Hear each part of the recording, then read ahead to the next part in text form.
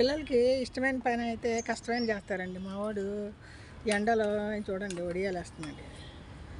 చిన్నప్పటి జ్ఞాపకాలు లైఫ్ అంతా ఉంటాయండి. అమ్మమ్మ ఇంట్లో మేము అది చేస్తాం ఇది చేస్తాం వడియాలు పట్టేవాళ్ళం. ఇప్పుడు వేసుకోవట్లేదు. దగ్గరికి పెట్టుకోవాలి గిన్నె. నువ్వు చూడు ఇక్కడ నుంచి అక్కడికి కారుస్తున్నావు. మెల్లిగా గిన్నె అటు జరుపు, కాలుతుంది.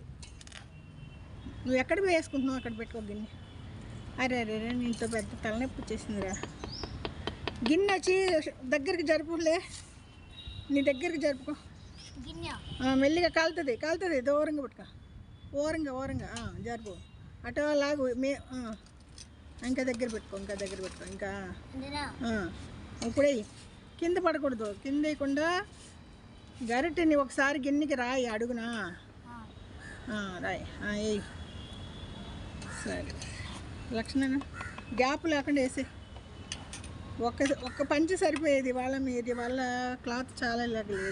దూరం వేసేస్తున్నారు. మబ్బు వచ్చేస్తుంది, ఎండ వస్తుంది. సరే మధ్యాహ్నం ఏం తింటారు చెప్పండి. అల్లం పచ్చడి ఉంది, దోశ. సరే నీకు రాగి దోశ తింటారా?